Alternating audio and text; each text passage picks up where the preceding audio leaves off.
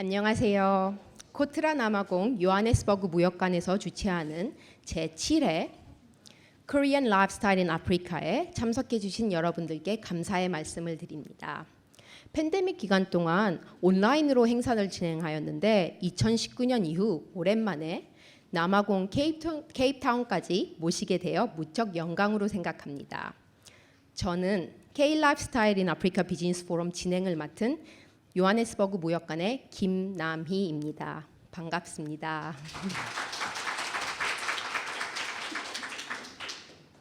이번 포럼에서는 외국인 발표자분들은 영어로 발표하실 예정입니다. 발표 자료는 사전에 나눠드린 자료를 참고하시기 바랍니다. 산업부에서는 사전에 발표 자료를 공개하지 않아 미리 프린트하지 못한 점 양해 부탁드립니다. 자, 그럼 K-Lifestyle in Africa 포럼 본격적인 시작을 알리는 코트라 아프리카 지역 본부장 겸 요하네스버그 무역관장이신 김명희 본부장님의 인사 말씀이 있겠습니다. 여러분 큰 박수로 맞이해주시기 바랍니다.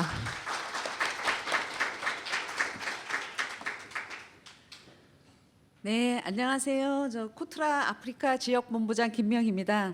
아까 아침에 개막식 때 잠깐 인사드렸는데 다시 인사드리겠습니다. 반갑습니다. 오늘 그리고 내일까지 이어지는 상담을 통해서 많은 비즈니스 기회를 확인하시기 바라고 B2B 상담에 이어서 이제 남아공 경제 및 소비재 시장 등을 안내드리기 위해서 이제 오늘 이렇게 비즈니스 포럼을 개최하게 되었습니다. 남아공은 이미 아프리카에서 최대 소비 시장이며 앞으로도 중산층 확대와 도시화 진전에 따라 꾸준히 성장할 것으로 전망되고 있습니다.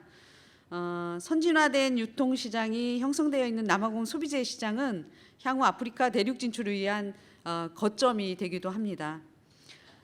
최근 한국 콘텐츠 인기와 더불어 식품, 화장품, 한국 소비재를 찾는 현지 소비자들이 많아지고 있습니다. 이와 더불어 한국의 대남아공 소비재 수출도 최근 들어 가파르게 증가하고 있는데요. 이와 같은 분위기 속에서 이번 행사가 새로운 시장을 개척하는 계기가 되기를 바랍니다. 향후 이후에도 남아공 그리고 아프리카 시장 진출을 위해서 코트라 우리 직원들은 열심히 우리 기업들을 지원하겠습니다. 감사합니다.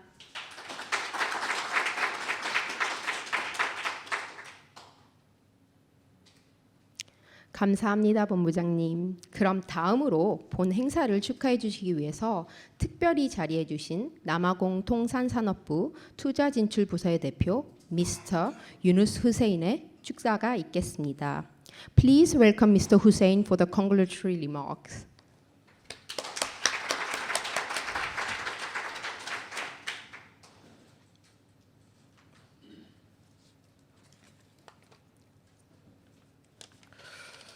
Good afternoon. I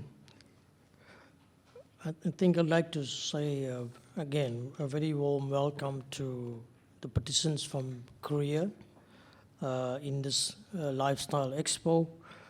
I trust that you had very fruitful meetings this morning. It was extremely wonderful to see such excellent products from Korea, and I'm sure that you'll find a great marketplace and opportunity to trade in South Africa.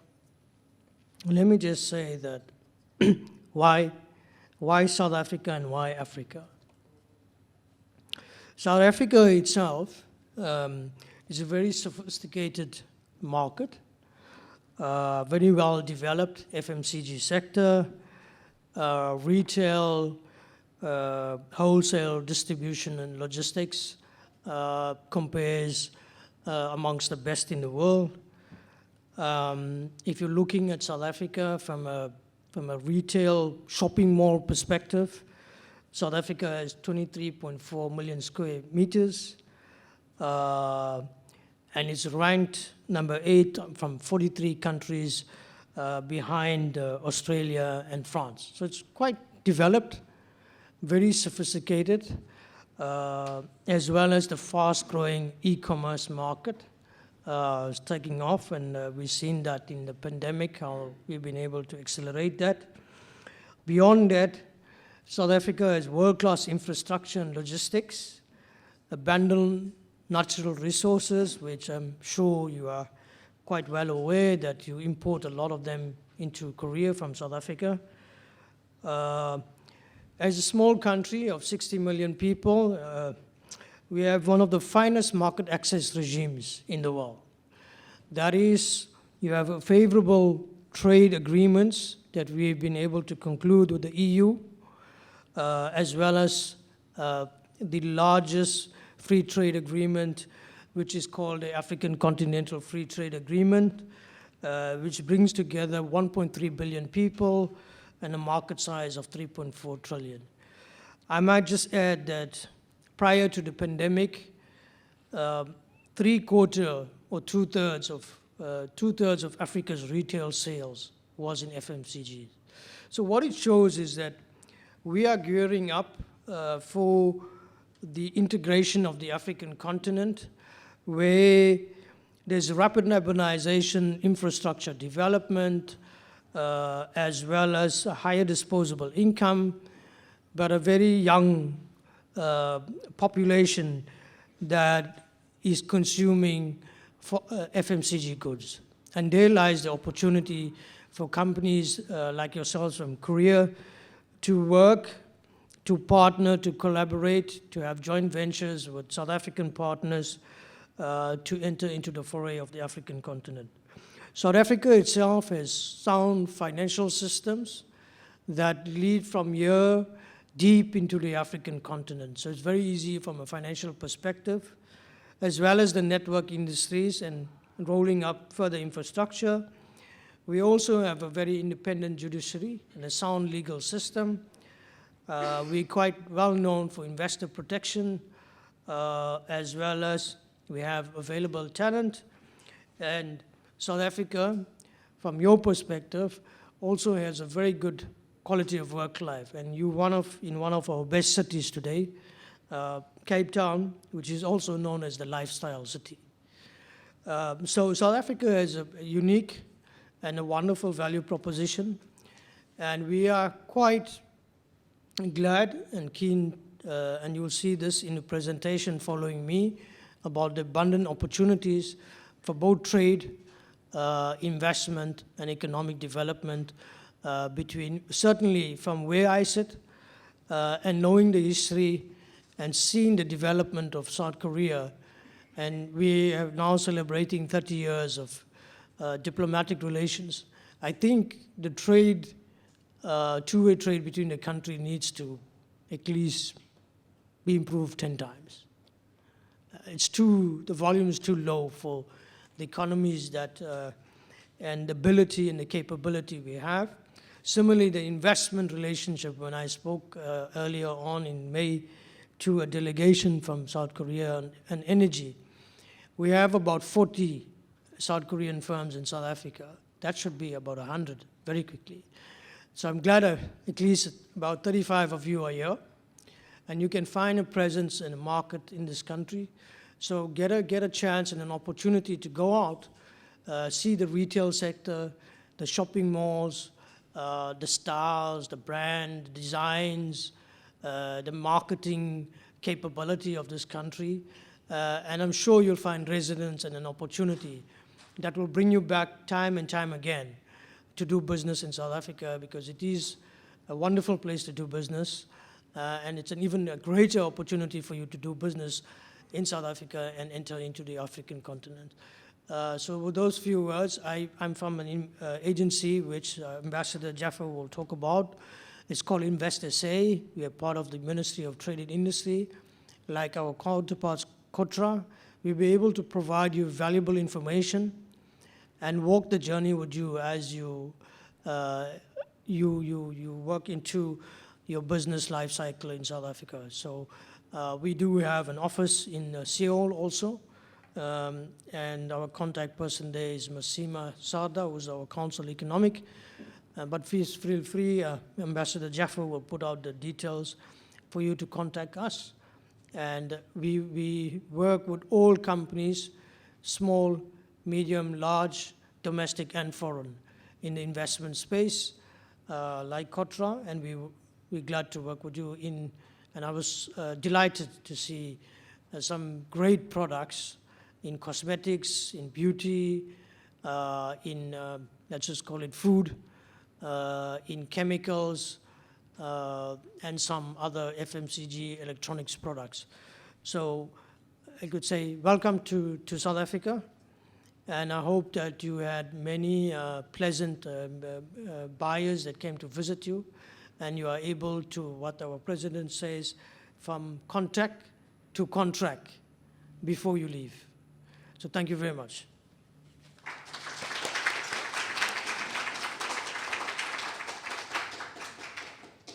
Thank you, Mr. Hussein, for those words. 다음으로는 남아공의 경제 현황을 발표해 주실 통산산업부 투자진출부서의 엠바사더 사딕 자퍼를 환영해 주시기 바랍니다. A round of applause for Ambassador Sadiq Jafar, please.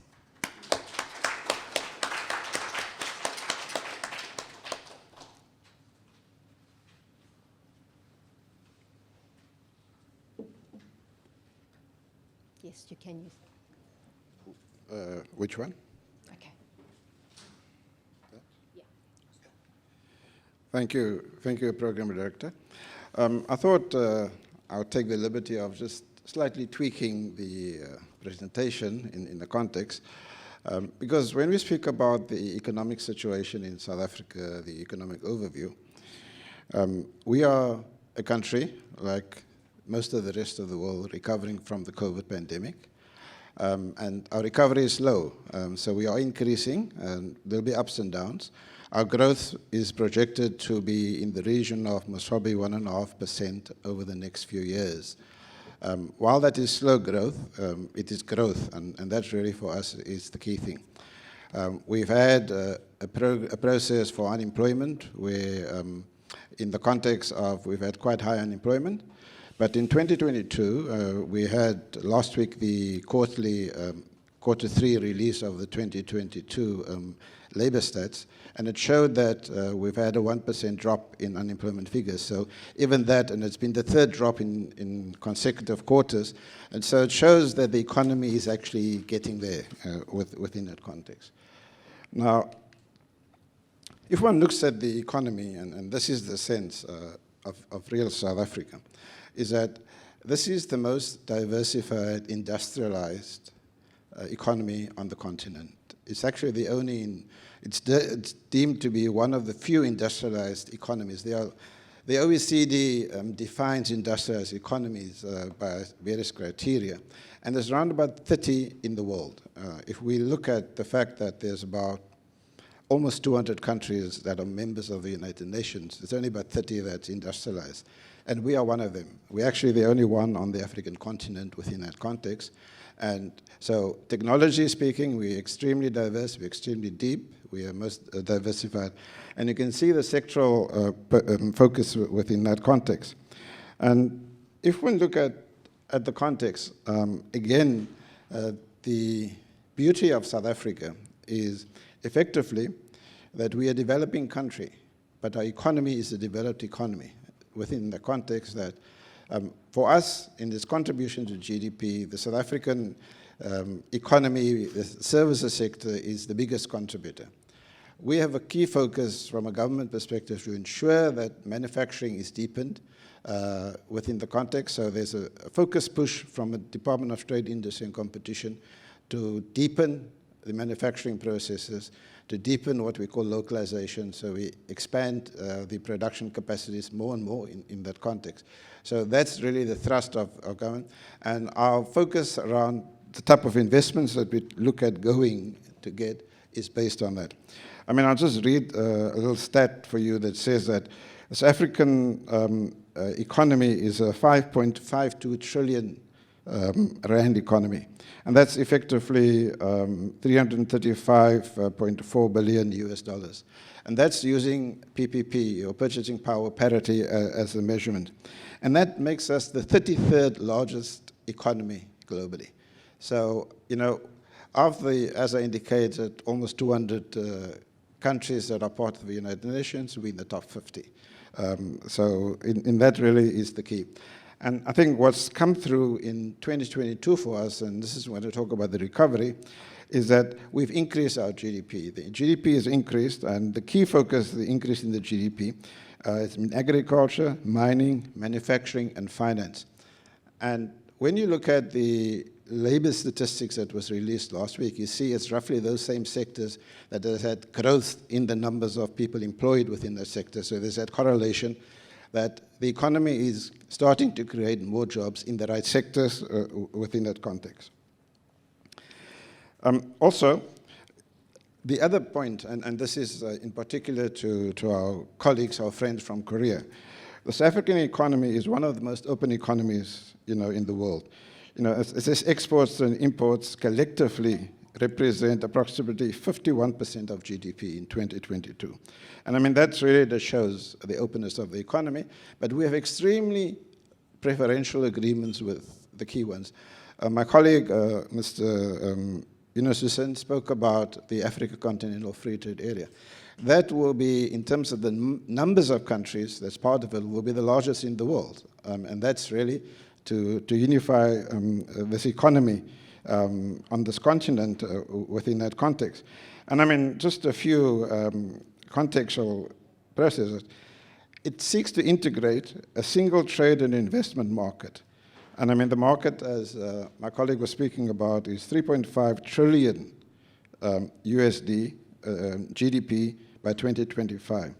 There'll also be, because it's a continent, there'll also be 52 urban cities with greater than 1 million people. Now, I mean, given that this is a focus on FMCG, I mean, this is really the key focus.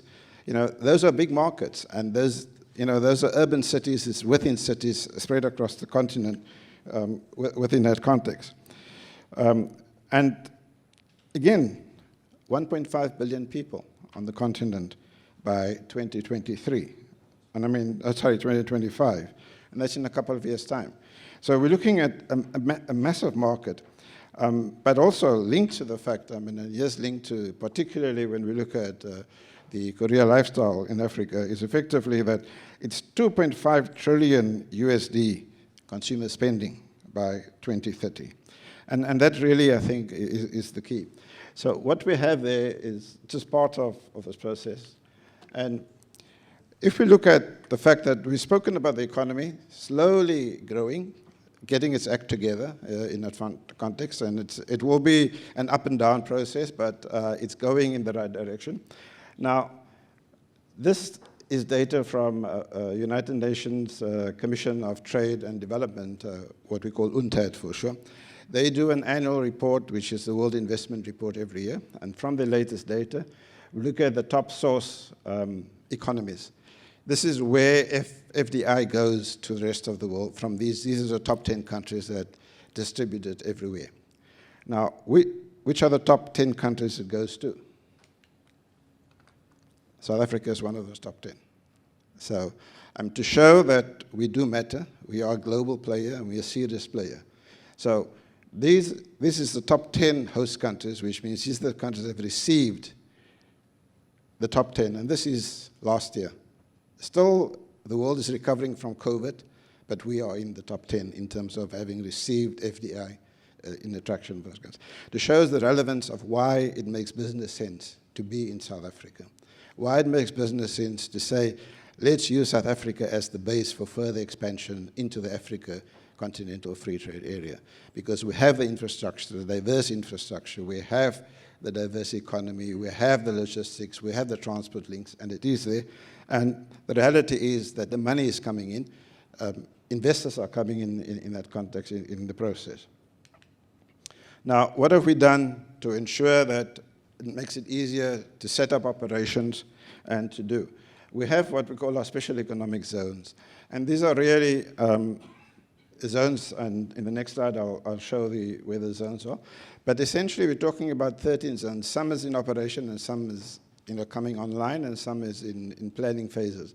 But this is areas, special zones, and we've given slideshows of these are zones in operation. So we're talking about things that actually exist. Planning is for additional ones, but these are the ones that are there. And we offer incentives, as we list there, within the context of saying when you set up within those zones and operate within the zones, this is the type of incentives that's available for you. That's just a snapshot of where the zones are, and in particular, what are the key focus areas of the zones within the context. And the red dots that we have there are the proposed ones that are coming on stream.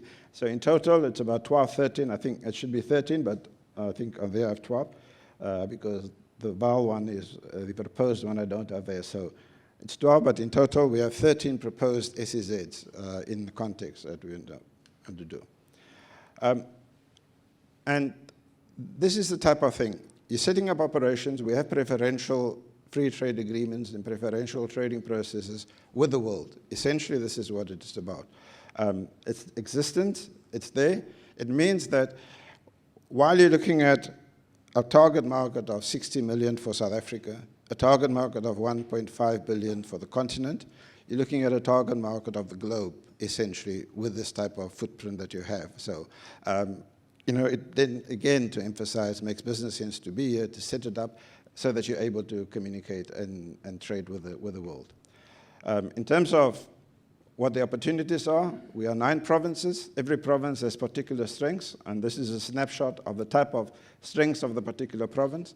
And the narrative for us is think South Africa, think opportunity, because this is what it's about within that context. You're able to then ensure that you set up operations where you are, where you want to be, and you're connected. We talk also about infrastructure and those things. In addition to that, the pillars of South Africa's unique value proposition, what we call the 10 additional reasons why it makes business sense and you should be effectively. We're talking about the world-class infrastructure and logistics. Effectively, we have 2 of the world's largest dry bulk ports in the world is based in South Africa. So, I mean, just an example. We have deep container ports, again, 2 of the biggest, 2 very big ones we have in South Africa. So the logistics there, close to, even with what's happened, I would say roughly between 70 and 80% of the rail infrastructure that's in the continent of Africa is in South Africa. So this is the interconnectivities that you have in this, in the sense of where you set up, you're able to move goods, you're able to move goods to the key ones. Logistically, you're able to interact and interconnect with the rest of the continent and the world within that context. We also have what we term our one-stop shop approach and the one-stop shop effect, where we, in every provincial capital, essentially, we'll open the one-stop shop where we service investors within that context. So investors doesn't have to go to 110 places. And the essence here, in the sense, is that we will bring the investor to one place, and we will bring the rest of government to that place. And we do that by means of bringing the rest of government physically and also virtually, because all these one-stop shops are connected through video linking and video conferencing. And this started actually before COVID. So, I mean, COVID was just in the sense when Zoom calls came in and the virtual meetings came, was an affirmation to tell us that we're actually on the right path within that context.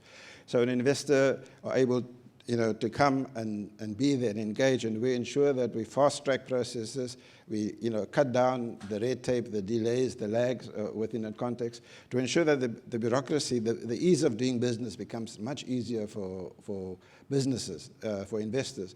And here, we talk about investors, both foreign investors and domestic investors within that context.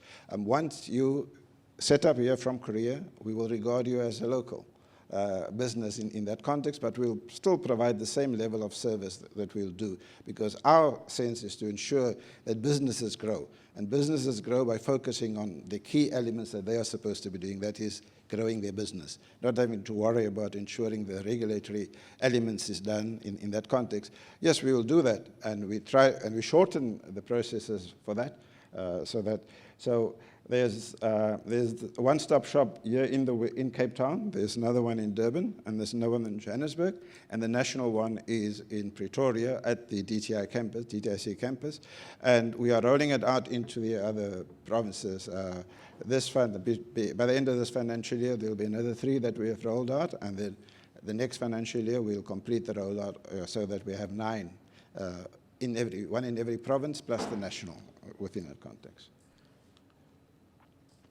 Now, one of the pillars that we talked about, the extra points, is that South Africa is also the hub for multinationals in Africa, and as the headquarters. And so what we've done here is just put a snapshot of from the Fortune 500 companies, global companies that have a presence, that are present in South Africa, to show. And again, showing this is the diversity, because we've grouped them according to type of sectors to show that, again, emphasizing the diversity and the breadth of the South African expertise and the South African opportunities that are there, and the depth that is there, and so within the context. As I indicated, we are connected to the rest of the world. There are daily flights leaving from Cape Town and from Johannesburg to the world. And so you are never far from an interconnected process to ensure that you have to engage with anybody in the world. And on the right-hand side is really, it's the rail network, the rail and road network that we have in South Africa. It's just to highlight the fact, I spoke about it earlier in the context, but the logistics, the infrastructure, the network is there. Way forward, South Africa, again, is well positioned to become a supplier of industrial goods and value-added goods and services to the continent. And, we are your partner in this process, and we look forward to engaging with you and going on this journey with you as an investment journey. As Eunice has indicated, this is all our contact details, so feel free to contact us. Don't hesitate. We are there to assist you within that context. That's our task. Thank you.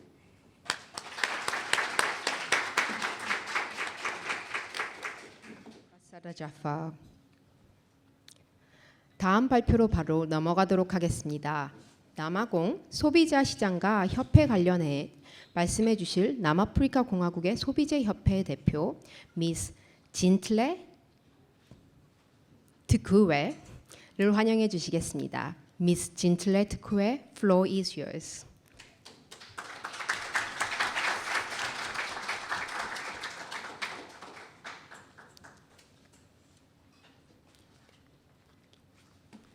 Thank you very much. Good afternoon to the organizers of the COTRA Consumer Goods Showcase, the company representative from South Korea, and invited guest, as well as ladies and gentlemen, good afternoon. My name is Zintle Kikwe. I'm the CEO of the Consumer Goods Council of South Africa. I am honored to be here today to be speaking to you on behalf of the Consumer Goods Council of South Africa at this showcase that we have today. And we understand that COTRA has organized this event over a couple of years, and it's an annual event, and since 2016, and we're excited to be part of it. I think we've been part of it on a yearly basis. And it has been shelved for the past 2 years due to COVID-19.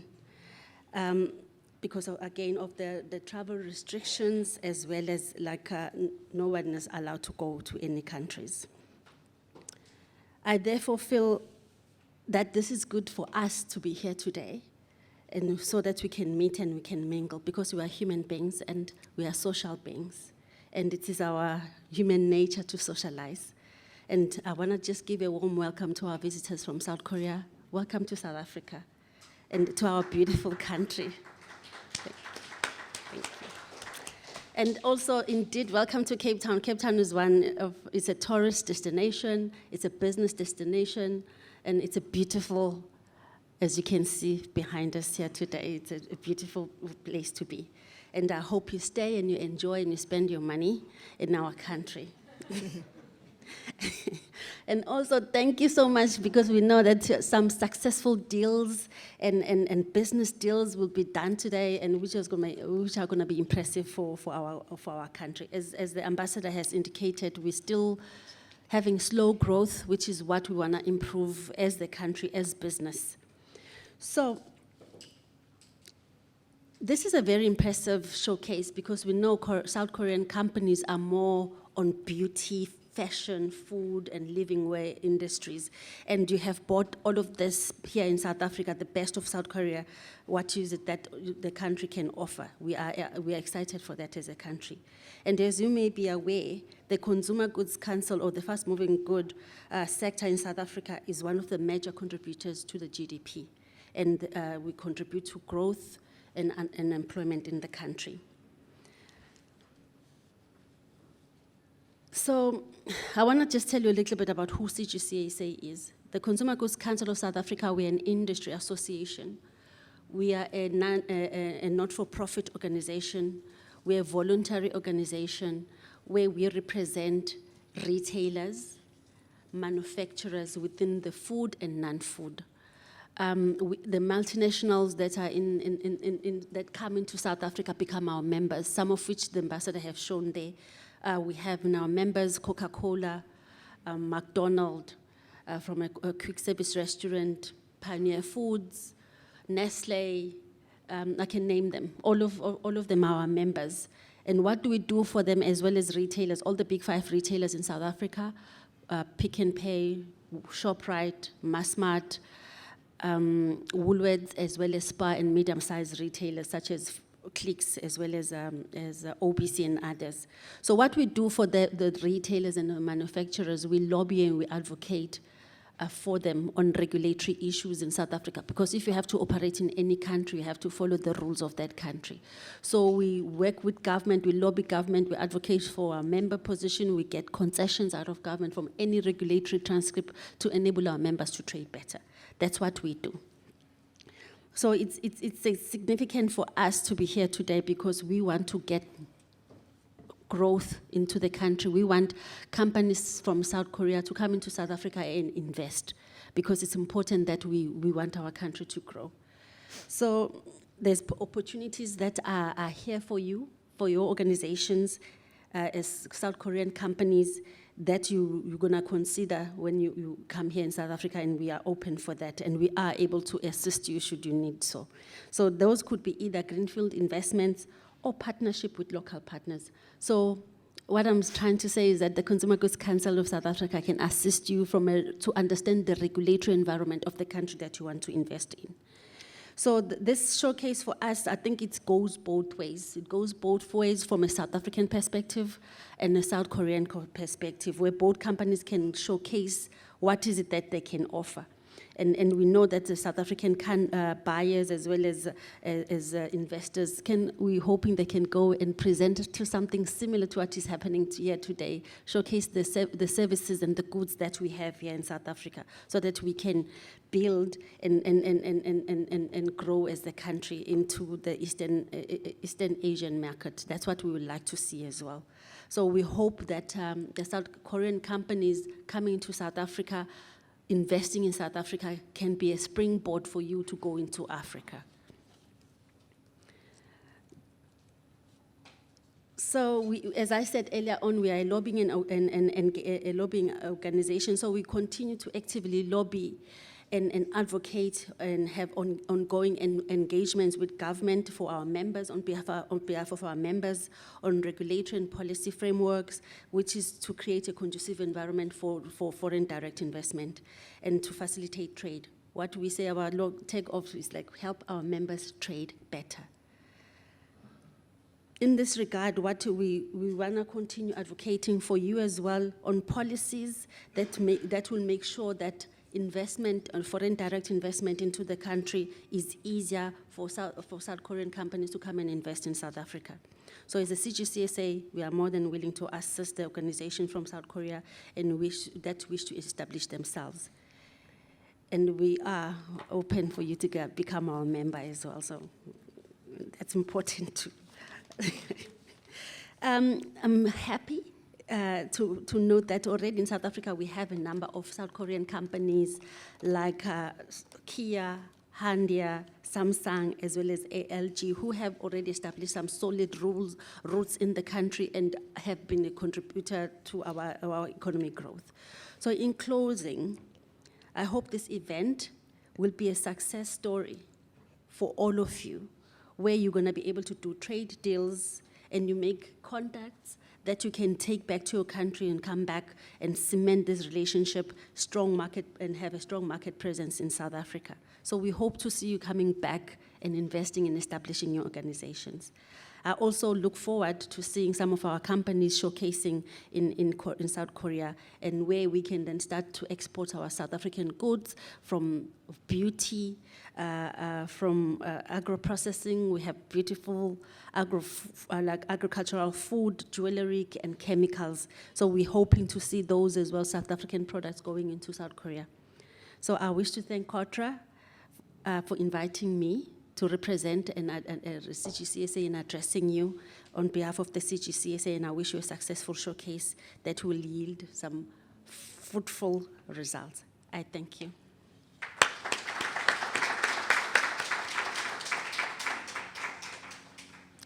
Thank you, Ms. Jintileti Kiwe.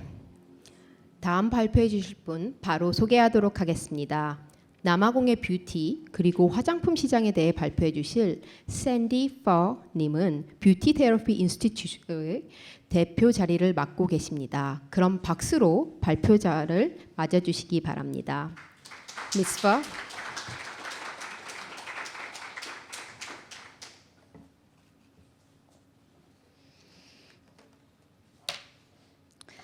Good afternoon, everybody. Thank you so much for being here today. I believe this is an honor for you to be visiting Cape Town, South Africa, which is one of the most beautiful cities in the world, right? Yes. Yes, we all Yes. agree. It is my hometown. I'm living in Johannesburg, so I get an experience of both worlds, living in the economic hub and in the beauty of the city, which is amazing. Thank you so much for joining us today. So my name is Sandy Pho. I'm a professional in the beauty industry, and I was so impressed today when I arrived to see how many beauty products are already imported from Korea into South Africa. So I think my conversation with you is quite appropriate, where we will be discussing the beauty industry, both in the retail industry as well as the professional side of the business. So looking at the South African beauty and cosmetic market, just to give you an overview, South Africa's skincare market is expected to grow at a compound annual growth rate of 7.4% by 2014. We in the beauty industry are very happy with that. And it's due to an increasing awareness of skincare and a desire to be more beautiful and have a younger appearance, right? We all want to look beautiful and young. This is impacted by our labor force, which is comprised of 43.5% of women, and boosting the demand for skincare products as women drive 70% of consumer spend. The women are out there doing the shopping. So, although the market is highly competitive, there is a steady growth in several sectors of the beauty and personal care industry. Body and facial lotions, skin anti-aging creams, and skin cosmeceuticals, which are up and coming. The South Africans prefer, however, naturally extracted wellness products. So if you're thinking of bringing a beauty product in, you must consider these aspects. The South African skincare market is highly fragmented due to so many small players in the industry. But there are some prominent manufacturers like Avon, Estee Lauder, Unilever, Procter & Gamble, the one names that you would recognize. The prominent manufacturers and brands in South Africa fall within the category of mass market, not professional. So having a look from 2019 to 2024, you can see an escalation. It's a good-looking visual of where the beauty product market is going to. So it is a brilliant investment to bring beauty products into South Africa. South Africans shopped in stores, which is now, of course, shifting online. And 2019 showed us a growth of 30% in e-commerce sales, but look what happened in 2020. Of course, due to COVID-19, we showed a growth of e-commerce sales from 30% to 350%. So despite the growth, e-commerce represented only 1.4% of total retail spend. So people are shopping for other services as well. It is expected that South African buying patterns will favor e-commerce into the future. Now, South Africa is the 37th largest market for e-commerce, with a revenue of 4 billion in 2020, placing it ahead of Malaysia, but just behind the Czech Republic, if you want to know where South Africa is actually positioned. So the South African e-commerce market contributed to a worldwide growth rate of 26% in 2020. Now, looking at the K-beauty market, which is very important to us, it is so well respected. We love K-beauty. When somebody says, I use a Korean product that is for my skincare, that is, wow. Does it contain snail ingredients, right? So snail facials are becoming more and more popular. So the term for skincare products in South Africa is K-beauty. Now, K-beauty's popularity and demand saw a worldwide rise, including in South Africa. So I'm not sure if this is happening globally, but in South Africa, when you talk about Korean movies, Korean food, Korean beauty products, people are very, very respectful of the Korean brand. Stores are selling both on and offline, and K-beauty focuses on routines emphasizing health, brightening treatments, and hydration benefits. The beauty enthusiasts are spending more on luxury cosmetics and skincare, now particularly also catering for men and women. So it's not only for females, which makes the beauty products much more versatile as well. So the following outlets in South Africa stock K-beauty products like Superbalist, Takealot, Lux Loft, Glow Theory, Beauty on Tap. We've got Lightly Darling, My Coco, to name a few. But despite the unstable exchange rate, the demand from customers continues to encourage companies to import these products. The popular beauty products that we are seeing in South Africa would include Cosrx, Some by Me, Tony Moly, It's Skin, Curate, and many others. I'm sure you're going to shout out some names now that you're saying, why isn't my product on there? But give it to me and we're going to put it on there as well, because this will be published. Looking at pharmacy and pharmacy chains, I think it's quite interesting to note. Oh, sorry. Which way did I go? I'm going backwards. Which way am I pointing?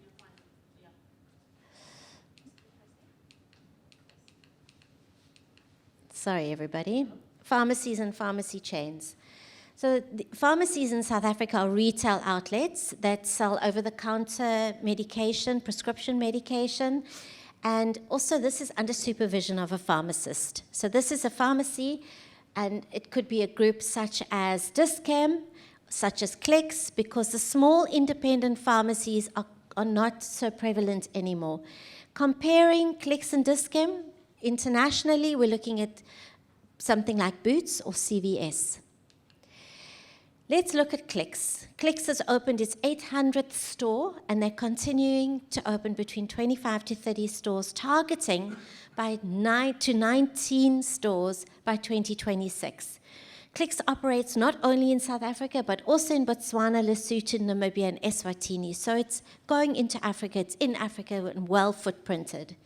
They employ over 16,500 people. There are 650 pharmacies, 195 clinics, and they have a massive loyalty program.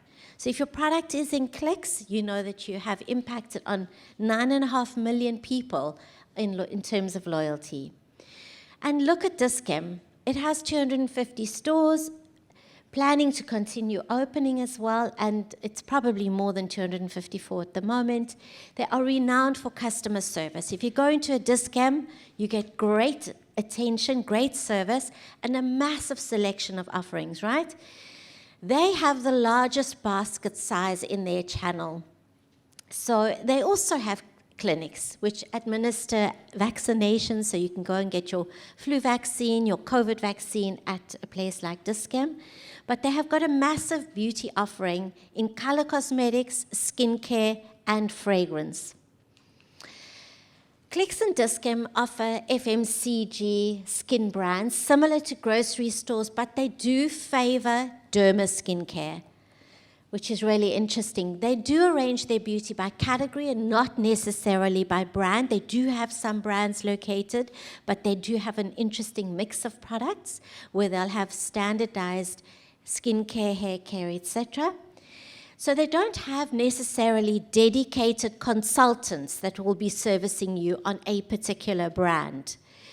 The beauty consultants earn commission for their sales across all beauty brands, except for perhaps something like Nivea or Garnier, which is an FMCG product. Now, moving on to department stores. If you're looking to supply your product into a department store, you're going to find that these are outlets selling mainly non-grocery merchandise. That's how we call a department store. Now, you'll know if you travel internationally, the likes of Macy's, Marks & Spencer, Galleria, Takashimaya, Mitsukushi, and you've got Daimaru, so you know those ones. Examples in South Africa you're going to look for Woolworths, look for Edgar's, Foschini's, Truworths, H&M.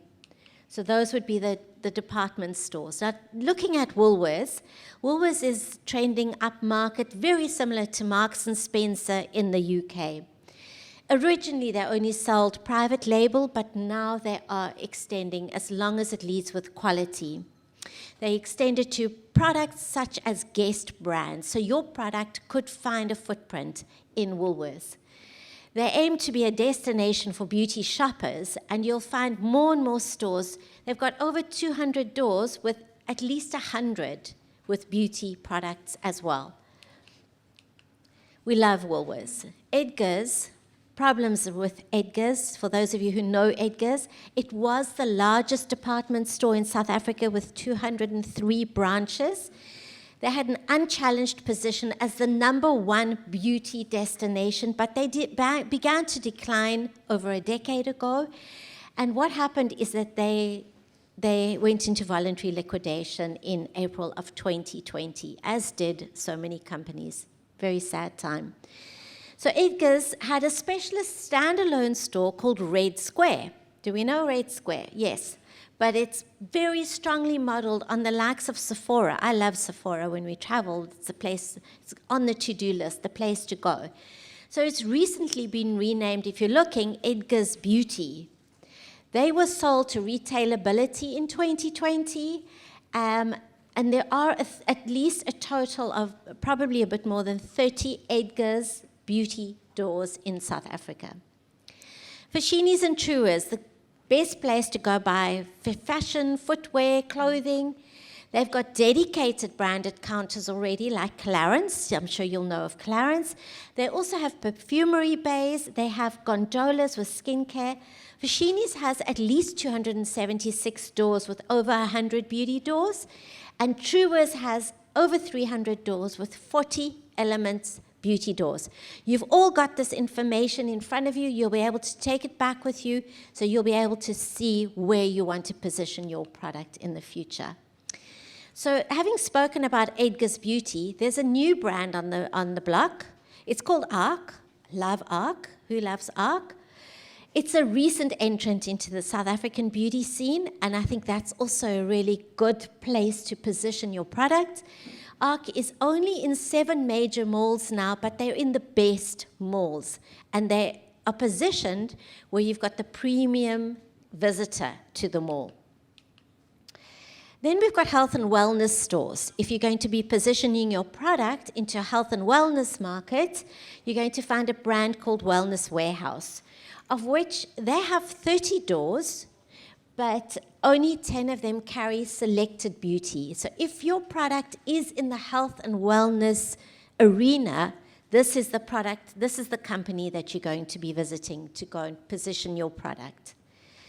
Then there's non-store retailing, which is the retail sale of new and used goods to the public for personal or household consumption. So that would be other than retailing. So it could come across your doors like direct selling. A product very similar to direct selling is a product like Justine.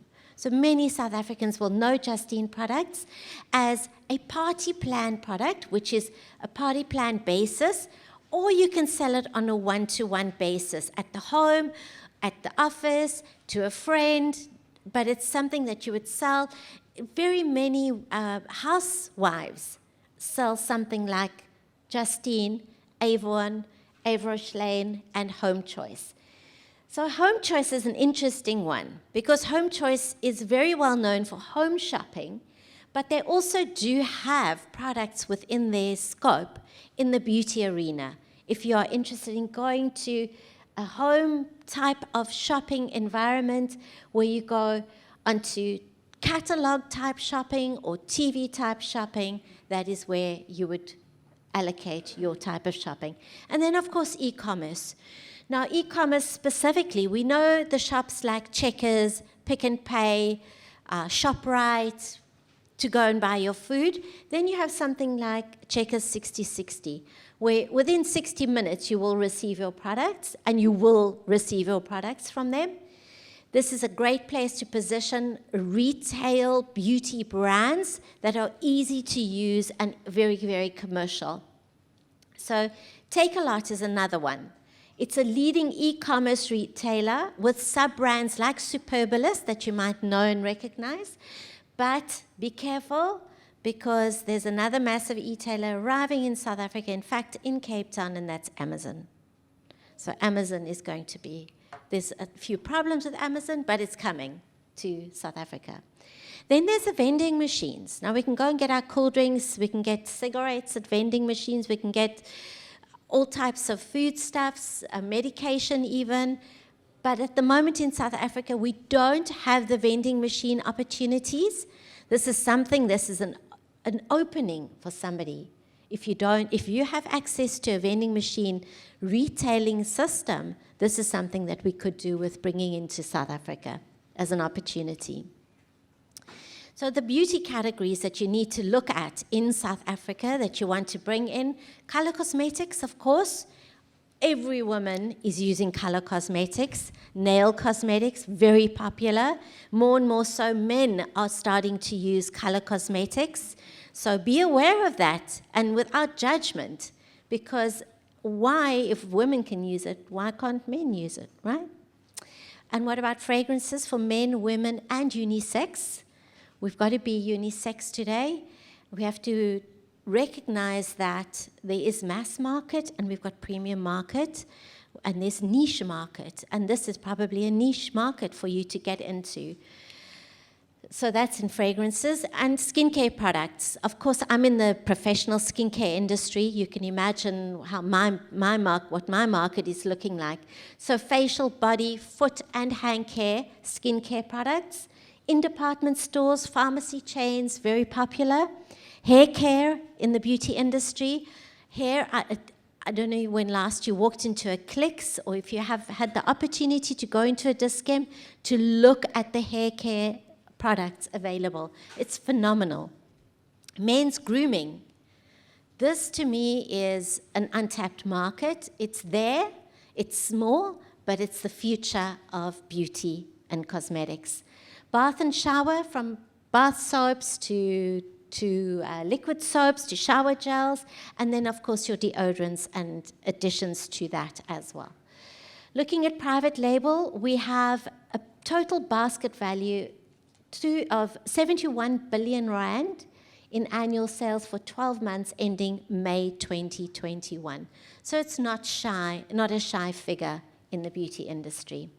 Private label would be something like you would be bringing into this country. 98% of South African shoppers buy private label. 64% of them purchase private brands every time they're shopping. They're picking up something, whether it's a hair product, a deodorant, a perfume, or a skincare or nail care product. And this attributes to an improved perception of private brands over the last few years. It's become really popular and really important, because what they've done with private labels is they have tiered the products into budget, mainstream, premium, and offering across the board for all income status. So it's not if you are rich, you can afford skincare products or beauty products. There are tiers of products which will allow anybody at any level to be able to stock products or to have products at home. And this is supported by stats revealed in the Damon 2022 survey, where 58% see private brands as better value for money, and 62% see private brands as being less expensive than a national brand. And this is because they last that much longer, because you need less. Now, beauty and hair salons. This is a mix of curated international and local beauty and specialist brands for sale in most hairdressing and beauty salons. If you go into a beauty salon or a hair salon today, there is a range, right? We never used to see that. It used to be behind lock and key, and it was so small. Today, you can go into a beauty salon like Sorbet, and it's a proper retail store where you can buy your professional products. You go into Carlton Hair, same story. You go into Gerald Wells, you'll find the same thing happening there as well. Now, I spoke about male products. Don't close your eyes to the male brand. It's a massive growth potential for the beauty industry. And South African women are spending on average about 2% of their income on cosmetics. We love to look beautiful. Remember how we started? We want to look beautiful, we want to look gorgeous. So this is why we're spending our money. And Nigeria, I have 3 colleges. I have 20 colleges. I'm teaching students to become beauty therapists. I have 3 in Nigeria. Don't be scared of Nigeria. It's one of the largest economies in Africa. So it's got a massive population, and it's hot for business. But start in South Africa, right? We're going to start here and move into Nigeria. The beauty trends on demand. Advanced aesthetics is what is happening in all those beauty salons, all those spas. That's what people are going for. They're not going for a nice feel-good facial anymore. They're going for a facial that makes a difference. And us women will nod, and many of you guys will also nod because you're going for such treatments. All of those advanced aesthetics treatments need products to utilize after these treatments and to look after their skin, because some of it's quite hectic, and you need products to look after your skin. So those are the products to bring into South Africa. We're also looking for naturally extracted, as I mentioned, but creating to suit our climate, which you can see is very mixed, and natural ingredients, skin protection, but we do love African plant ingredients. So if you're looking to export as well, you're going to find those products here. Manscaping, male grooming treatments, male grooming products. This is what's happening into the future. But beyond hair and nails, we're also looking at things like artificial nails, nail art, hair care products, fashion trends, eyelash extensions, eyelash lifting. And we need products to work with that, because women have got lashes. Most women I see have got false lashes. They need products in this country to work with their eyelashes. So South Africa is the place to be to bring beauty products. It's an ever-growing market, both male and female, and it's driven by social media trends. We create consumer love and passion in our country, so you need to join the South African market today. Welcome, and Kamsamida, thank you for being here. It's been very good to share this information with you.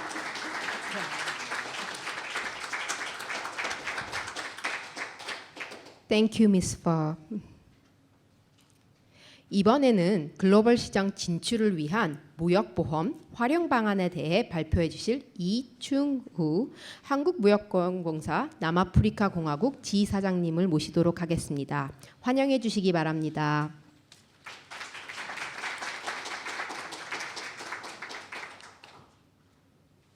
Hello, ladies and gentlemen. My name is Chung-woo Lee. I'm working at Korea Trade Insurance Corporations, which is an export credit agency of the Korean government for the Korean exporters. So now, I would like to allow South Africans can take a nap or take a rest.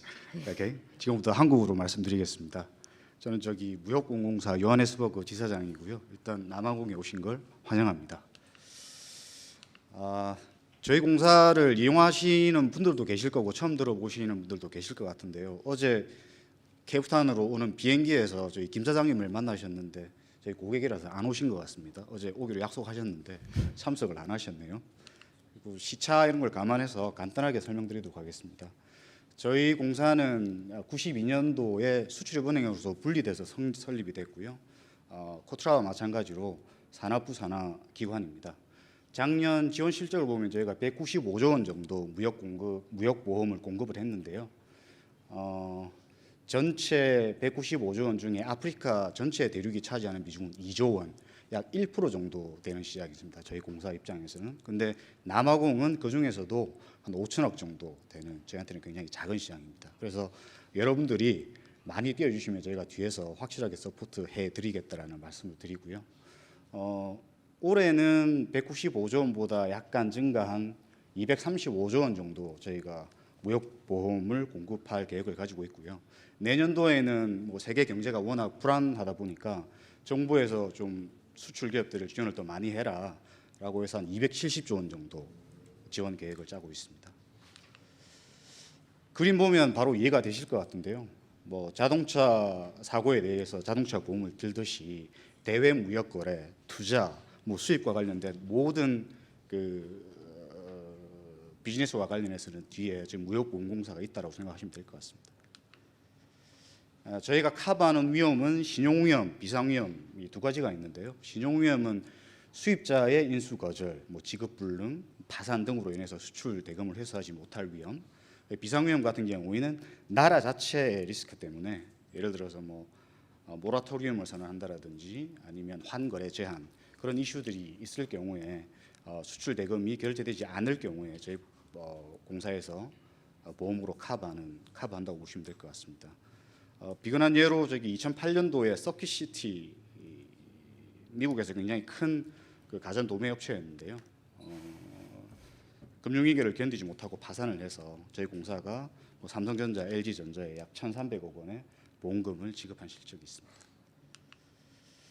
간단하게 무역보험 제도를 안내를 드리면 여기 밑에 그림을 보시면 계약 상담 단계 있지 않습니까? 이쪽 앞에서 코트라가 지금 하시는 것처럼 뭐 수입자들 아니면 상대방을 발굴해 주시는 그런 역할을 하신다고 그러면 그 뒤에는 저희가 다 이렇게 서포트를 해줄 수 있다라는 말씀을 드리고요.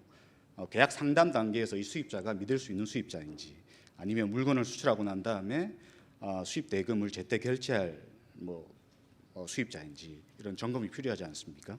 그리고 계약 체결하고 그다음에 계약이 체결되고 난 다음에 물건을 만드셔야 되잖아요. 그럼 만드시려면 자금이 필요하실 텐데 그때 필요한 자금 저희가 지원해 드리고 있고요.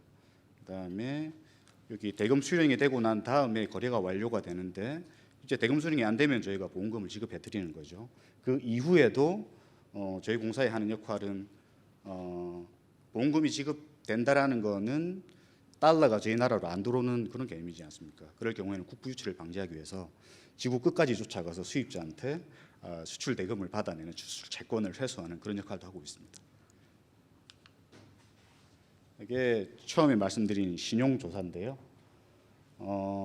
저희가 연간 한 5만 건의 신용조사를 제공을 해드리고 있고 그리고 데이터베이스가 저희가 한 70만 개 정도 있습니다. 그래서 이 70만 개 중에는 전 세계에서 보험사고를 낸 업체들, 그다음에 신용조사가 안 되는 업체들 이런 업체들이 꽤 있거든요. 그래서 인터넷에 저희 공사 홈페이지에 들어가시면 확인해 보실 수가 있습니다. 이게 뭐 시간 많이 걸리는 건 아니니까 이거는 무료입니다. 한번 해보시면 될 것 같고요.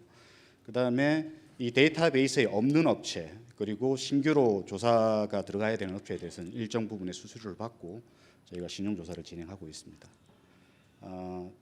이 부분은 뭐 저희가 생략을 하고요. 그리고 좀 주의하셔야 될 부분이 저희 공사에서 통계를 내보니까 그 사기 사고, 사기 보험건이 제일 많이 나타나는 곳이 아프리카 대륙입니다. 그래서 신용조사를 한 번 더 하실 거를 강조를 드리고 특히 주의하셔야 될 게 수입자가 주는 정보랑 저희 공사가 제공해드리는 신용조사 보고서랑 대표자의 이름이 약간 틀린다든지 아니면 전화번호가 뭐 약간 틀리고 그다음에 주소가 약간 틀리고 이럴 경우에는 약간 의심해 보실 필요는 있습니다. 그래서 거래 상대방이 진정한 수입자인지 아니면 그런 확인 절차가 필요하고요. 이런 경우에는 그 보험에 설사 가입을 하셨다고 하더라도 사기건과 관련해서는 저희가 보험금을 지급해드리지는 않고 있습니다. 그다음에 개별적인 상품을 간단하게 안내를 드리면요. 단기 수출 보험입니다. 이거는 수출하시고 난 다음에 결제 기간이 2년 이내의 상품을 2년 이내의 계약건에 대해서 저희가 커버를 해드리는 상품이고요. 다만 이 상품은 약간 불편합니다. 왜냐하면 개별 건건이 저희한테 수출 통지라는 절차를 하셔야 됩니다. 그래서 뭐 어느 정도 규모가 되시고 백오피스가 있는 뭐 중견기업 이상의 업체들은 이런 부분이 굉장히 컨트롤하기 쉬운데 새로 사업을 시작하셨거나 아니면 무역을 처음 하는 업체에 계신 분들은 이런 부분들이 굉장히 번거롭습니다. 그래서 저희가 중소중견기업들을 위해서 중소중견기업 플러스 상품이라는 걸 개발을 했는데요. 요거는 그냥 수출자 측에서 수출 통지라는 절차가 필요 없이 한 번에 저희한테 그냥 올해는 한 50개 정도 업체랑 보험 수출 거래를 할 것 같아. 그래서 보험료는 이만큼 납부를 할 테니까 나중에 보험 사고 나면 보험금을 줘. 아주 간단한 상품입니다. 그래서 이런 상품이 있다라는 걸 좀 알아주시고요. 그다음에 요거는 수출 신용 보증 선적 후 이거는 수출용 원자재 수입 신용 보증입니다. 아까 말씀드렸듯이 수출 계약이 성사가 되고 난 다음에 수출할 물품을 제조할 때 필요한 자금이 필요할 경우에 저희가 지원해 드리는 상품입니다. 그다음에 요거는 수출 신용 보증 선적 후 같은데요. 여기서부터는 이제 은행이 개입이 됩니다. 왜 은행이 개입되냐면 예를 들어서 수출을 하시고 난 다음에 결제 기간이 한 90일이다. 그러면 90일 동안 자금이 묶이는 거지 않습니까? 그럴 경우에 은행에 선적 서류를 가지고 내고를 하시는데 내고를 하셔야 이제 현금화가 되지 않습니까? 그때 은행에서 수출자에게 담보를 요구하게 됩니다. 내고의 대가로 혹시나 만기일에 수입자로부터 결제 대금이 결제되지 않았을 경우에 수출자에게 보통 은행들이 청구를 구상을 하게 되지 않습니까? 그런 거를 대비해서 저희가 이런 상품을 마련하고 있고요. 그다음에 그 수출 신용 보증 포괄 매입입니다. 이것도 아까 말씀드린 단기 수출 보험 플러스 보험이랑 비슷한 부분입니다. 아까 선적 후도 매번 건건이 저희한테 승인을 맡으시고 그다음에 수출 통지라는 절차가 필요한데요. 요거는 그럴 필요 없이 저희가 결제 기간이라든지 아니면 특정 금액 범위 내에서는 한 보증서를 가지고 언제든지 여러 수입자와 거래한 건에 대해서 수출 대금을 조기 현금화시킬 수 있을 때 지원해 드리는 상품입니다. 그다음에 이거 잘 아실 것 같은데요. 환변동 보험입니다. 이 환변동 보험은 최근에 저희가 10월 달에 1,450원까지 달러당 환율이 올라갔지 않습니까? 그러면 그 자금을 운용하시는 분들은 그 시점에 계약 체결 시점에 그 $1 환율로 자금을 관리를 하고 캐시플로우를 이렇게 설정을 하셔야 되는데 환율이 떨어진다든지 환율이 올라갈 경우에는 리스크가 노출이 되니까 그 계약 시점에 저희가 보장 환율로서 보장을 드리는 상품입니다. 근데 다만 주의하셔야 될 거는 결제 환율이 보장 환율보다 이렇게 높을 경우에는 예를 들어서 1,300원에 저희가 보장 환율을 드렸는데 1,400원이 되었다. 그 수출 대금이 결제될 때 그러면 100원만큼 저희한테 납부를 하셔야 되는 거고요. 저희가 보상하는 부분은 결제 환율이 보장 환율보다 낮을 경우 저 부분을 저희가 보상해드리고 있습니다. 그다음에 여러 가지 종류들이 있는데 아까 일반형 성물환 같은 경우에는 저희가 단순하게 하락하고 상승할 때 보험금을 지급하고 환수를 한다는 개념인데 그런 범위를 이제 제한하는 것을 범위 선물이라고 그러고요. 아까 저희가 말씀드렸듯이 이익금을 환율이 상승했을 경우에는 이익금을 저희가 환수를 해야 되는데 그런 환수금에 대해서 환수금 납부가 없도록 하는 상품을 만든 게 이 옵션형 상품입니다. 약간 보험료는 비싸긴 하지만 한번 고려해 볼 수 있는 상품이라고 하겠습니다.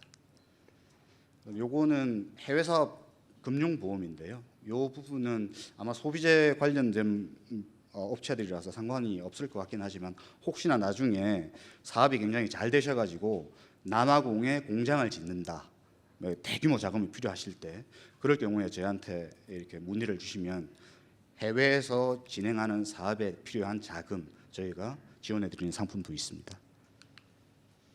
이거는 해외 투자 보험인데요. 이 부분은 해외 M&A 필요한 M&A와 관련된 필요한 자금이 있을 때 국내에서 조달을 해서 이게 해외 투자를 할 경우에 국내 기업한테 빌려주는 그런 자금 상품이 되겠습니다. 그다음에 요거는 이제 본드 상품인데요. 수출자에 대한 그 이행을 담보로 수입자가 뭐 선수금을 준다라든지 아니면 피본드 이행 보증 10% 정도를 주는 자금이 있는데요.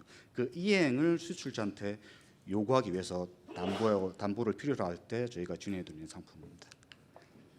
비금융 서비스인데요. 요게 제가 제일 강조를 드리고 싶은 부분인데 보험료가 약간 뭐 CEO나 아니면 자금 관리하시는 분들은 비용이 되니까 부담스러울 수 있거든요.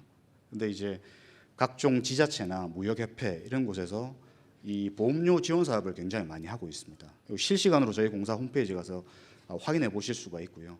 2021년 기준으로 약 810억 원 정도를 정부나 아니면 지자체, 그다음에 각종 협회에서 지원해 드렸고요. 그래서 무역 그 보험료를 하나도 내지 않으시고 그냥 순수하게 이 대외 리스크를 커버받는 그런 아주 굉장한 사업이라고 저는 생각하고 저희 공사도 이 부분을 지자체를 확대하기 위해서 굉장히 노력하고 있습니다. 아까 무역협회 말씀드렸고요. 홈페이지에 가서 직접적으로 얼마가 한도가 남아 있고 무역협회 지원금이 얼마나 남아 있는지 실시간으로 확인 가능하십니다. 그다음에 한 30년 정도 저희 공사에 근무하신 그 경험 많으신 분들이 컨설팅 서비스도 무료로 제공해 드리고 있고요. 그다음에 뭐 산업이라든지 아니면 국가 이런 부분에 대한 그 정보를 저희가 페이퍼를 생산해 내고 있습니다. K-슈어 리서치 센터인데요. 이런 곳에서 유용한 자료 참고해 보시면 좋을 것 같습니다. 그리고 아까 말씀드렸듯이 저희가 채권 회수를 한다고 말씀드렸지 않습니까? 근데 무역 보험에 들지 않은 그 사고권 수입자로부터 못 받은 대금도 저희가 위임을 받아서 저희가 회수 대행해 드리는 서비스를 하고 있거든요. 이 부분도 참고하시면 될 것 같습니다. 이상이고요. 하여튼 남아공에서 좋은 성과 이루시기 바랍니다. 감사합니다.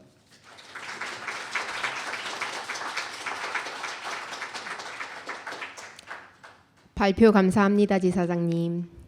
다음 발표자는 지종우 굿트리 코리아 상무님이십니다. 지상무님은 남아공 아마존이라고 불리우는 현지 대표 온라인 쇼핑몰 플랫폼인 테이크닷컴에 성공적인 마케팅을 할 수 있는 중요한 방법을 저희와 공유해 주실 예정입니다. 박수로 환영 부탁드립니다.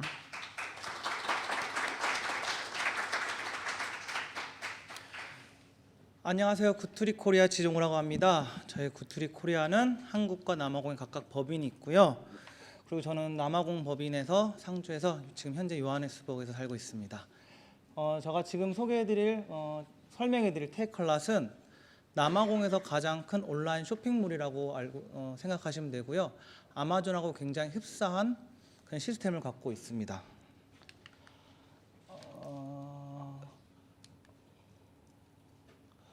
네, 우선 남아공에서 테이클랏에서 판매자가 등록되는 방법은 우선 남아공에 사업자가 있어야 되고 그리고 사업자 통장이라든지 기본적인 것만 갖고 있으면은 이 테이클랏의 판매자로 등록될 수 있습니다. 그리고 테이클랏의 모든 것들은 다 온라인으로 이루어지기 때문에 그냥 사실 한국에서도 가능한 그럴 수도 있습니다.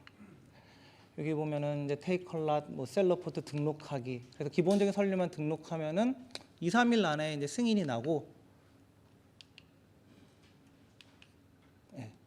승인이 나고 그 다음에는 바로 제품을 등록해서 판매가 이루어질 수 있습니다.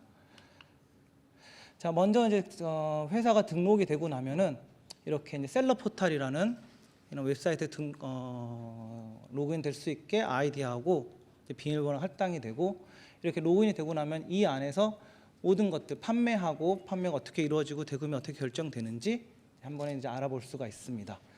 자, 요 페이지에서 넘어가면은 이제 어떻게 제품이 등록되는지 제품이 등록되는 방법은 이 안에서도 테이크컬러에서 필요한 규격과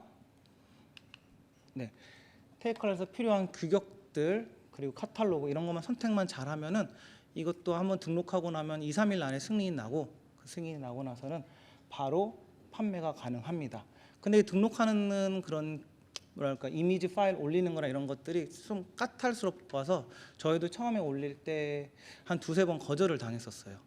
그리고 거절이 당하고 나서 이렇게 요령이 생기고 나서부터는 쉬운데 그 전까지는 요령이 생기기 전까지 조금 이렇게 불편한 그런 경우가 있을 수 있고요. 그리고 이제 등록이 되고 나면은 필요한 것들은 이제 이런 것들 테이크컬러 본사로 보내는 그런 작업들이 필요한데 뭐 라벨지라든지 박스라든지 뭐 저희 같은 경우는 저희 라면을 취급을 했었는데 라면을 처음에 볼 때 뽁뽁이로 다 싸서 일일이 다 싸서 보내는 수고를 했었다가 나중에 뽁뽁이가 필요하지 않지 않을까 하면서 이제 뽁뽁이도 제거하고 어떻게 하면 효율적으로 테이크컬러 본사에다가 이제 물건을 보내는지 그건 요령이 이제 나중에 생기더라고요.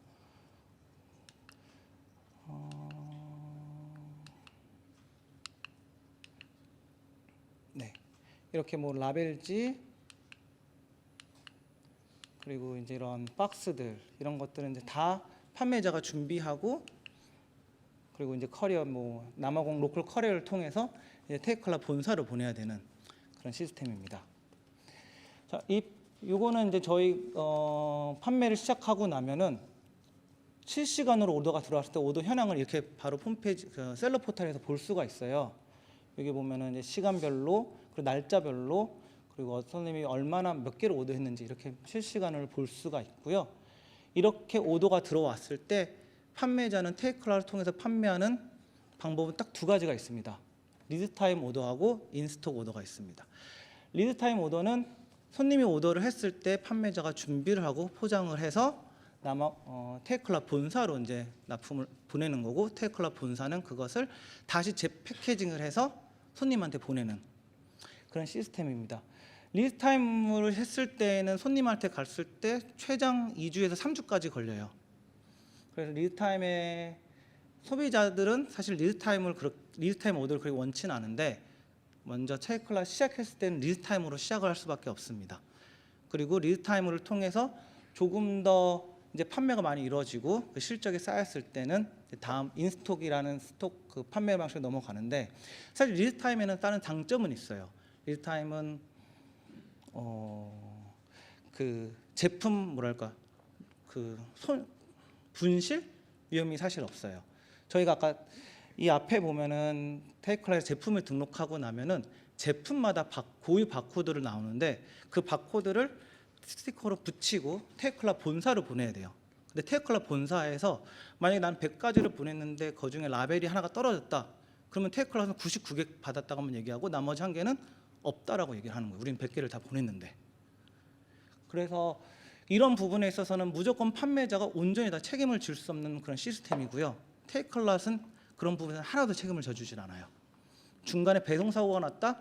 그것도 다 판매자의 몫인 거고 그런 걸 안고 사실은 테이크아웃하고 이제 통해서 판매가 되는 거고요. 대신 리드타임 오더 같은 경우는 그런 확률이 좀 적어요. 아무래도 정확히 오더 들어온 것만 보내는 거니까.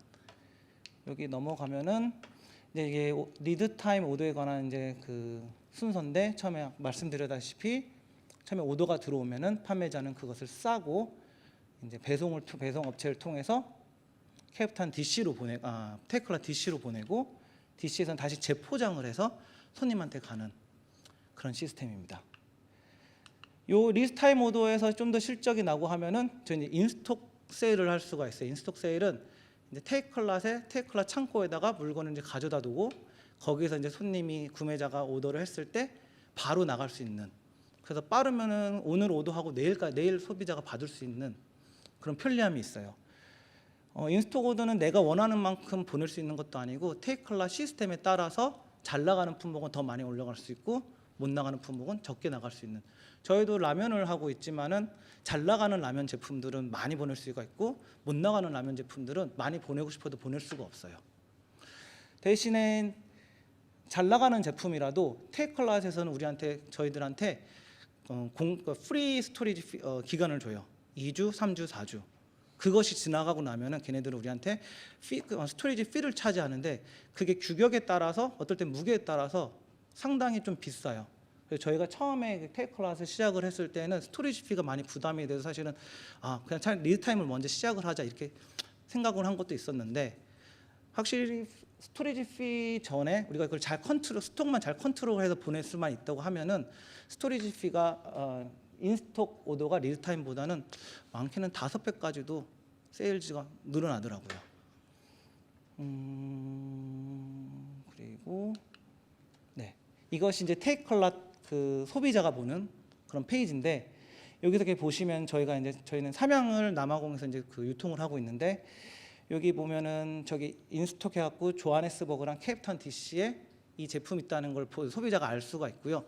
만약에 저렇게 안 돼 있다가 하면 저렇게 써져 있어요. 며칠 걸리는지 소비자가 받을 때까지 며칠 걸리는지 이렇게 나올 수 있어요. 테이크클라스는 되게 약간 쿠팡하고 비슷한 게 다른 브랜드를 한꺼번에 받을 수 있는 장점이 있어서 사실 남아공의 대부분의 사람들은 테이크클라스를 많이 이용해요. 그리고 테이크클라스는 판매자를 등록되는 그런 문턱이 되게 굉장히 낮아서 정말 없는 게 없어요. 심지어 전 요새 테이크클라스 통해서 뭘 봤냐면 한국 그 삼겹살 파는 분도 봤고 그리고 정말 뭐 한국에 대한 영어책 이런 것들도 다 테이크클라스에서 팔더라고요. 근데 그런 것들은 이제 DC에 놓는 게 아니라 이제 리드타임 모드로 둬서 사람들이 오더하면은 이제 뭐 판매자가 보내는 뭐 그런 시스템을도 많이 하고 있고요. 그리고 테이크클라스의 장점 중에 하나가 소비자의 장점 중에 하나는 굉장히 반품이 쉬워요. 그래서 내가 오늘 구매를 하고 나서 한 뭐 일주일 있다가 변심해서 반품해 그럼 다음 날 와서 그냥 가져가 버려요. 이런 모든 부분은 이번 모든 손해는 사실 판매자가 다 갖고 있어요. 그래서 이제 테이크클라스 같은 경우는 반품이 되는 제품이고 반품이 안 되는 제품이 있는데 반품이 되는 제품을 만약 취급하시는 경우에는 그 반품에 대한 리스크를 안고 가셔야 돼요. 제가 아는 어떤 거래처도 그 전자기기 쪽을 하고 있는데 전자기기는 정말 100% 반품이 되거든요. 그러면 내가 뭐 일주일 사용했는데 마음에 안 들어? 그럼 다음 와서 가져가고 그걸 어떻게 처리하면은 그 판매자들은 중고로 내놓던지 아니면 잘 다시 패킹해서 다시 내놓던지 하는데 그것에 대한 스트레스가 굉장하다고 하더라고요. 저 역시도 예전에 작년에 케이탈러 통해서 포터블 에어컨을 했었는데 생각보다 이게 별로인 거예요.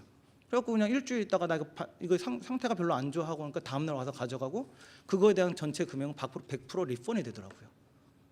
생각해 보면 이런 부분은 다 판매자들이 어떻게 보면 손해를 안고 가는 거라서 그런 거는 이제 유의하시고 내가 반품이 되는 제품인지 반품이 안 되는 제품인지를 좀 잘 보고 확인하시고 진행하면 좋을 것 같고요.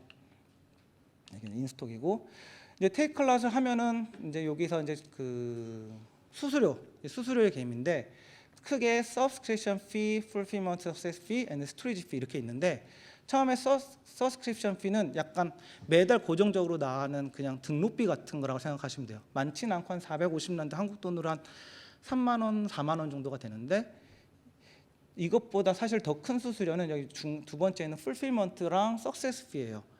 fulfillment fee는 아이템별로 그냥 고정적으로 들어가는 예를 들어서 저희가 라면을 취급하고 있는데 라면의 풀필먼트 차비는 한 25란드 정도가 돼요. 이거는 내가 65란드짜리 라면을 팔던 150란드짜리 팔던 뭐 200란드짜리를 팔던 그냥 25란드는 그냥 까고 들어가요. 그래서 우리가 예전에 저희 경험으로 컵라면 작은 거를 팔았었는데 65란드 뭐 60란드에 팔았었는데 그냥 25란드를 빼가는 거예요. 거기서.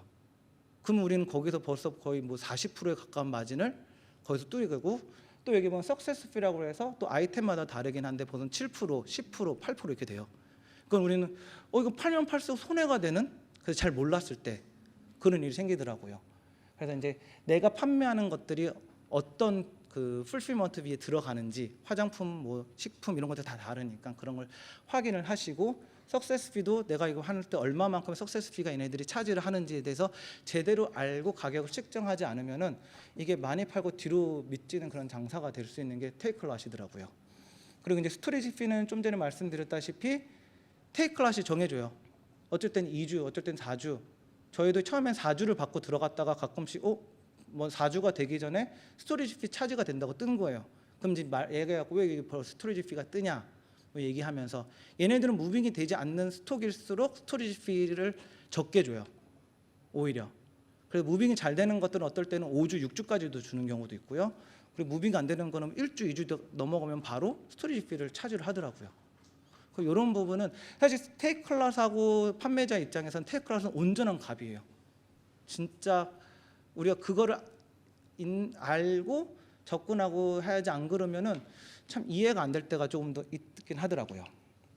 그리고 이제 이거 외에도 뭐 리무블 오더 차지, 뭐 커스터머 캔슬레이션 피, 시즌 스토리, 이게 모든 게 달라서 우리가 제품을 판매하다고 했다가 우리가 제품이 없어서 캔슬한다? 그러면 거기에 대한 페널티 같은 것도 있고요.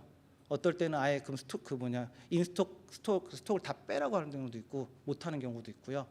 그러니까 이런 것들을 신경 쓰지 않으면은 테이크클래스하고 이렇게 할 때 불이익을 당할 수 있는, 대신에 그런 시스템을 잘 이용하면 얼마든지 매출을 많이 올릴 수 있는 그런 시스템입니다. 테이크클래스의 페이먼트는 굉장히 깔끔해요. 한 달에 딱 4번 들어오는데 7일, 14일, 21일, 28일 딱 4번이 들어오고요.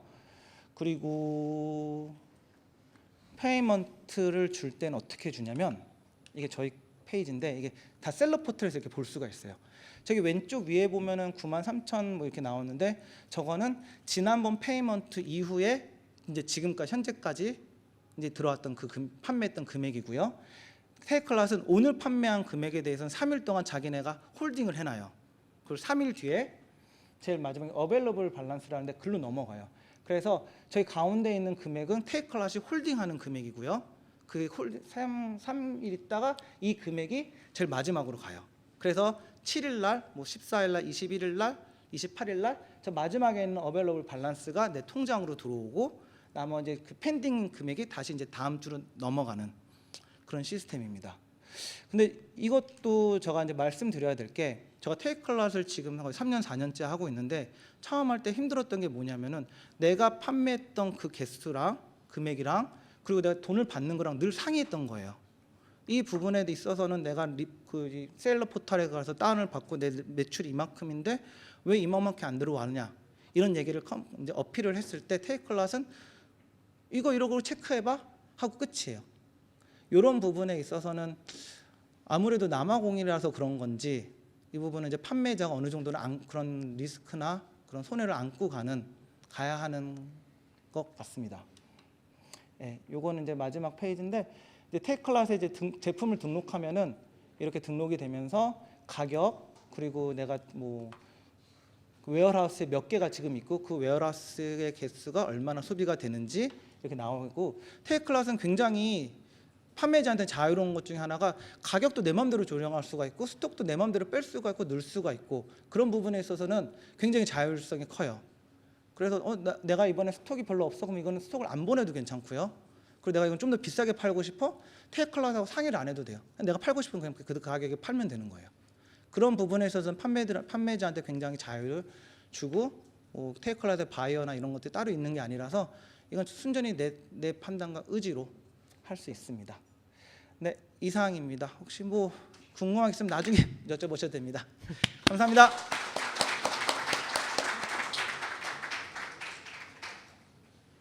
상무님 좋은 정보 감사합니다. 포럼 마지막 순서로 요하네스버그 무역관 전준영 과장님의 감사 인사가 있겠습니다.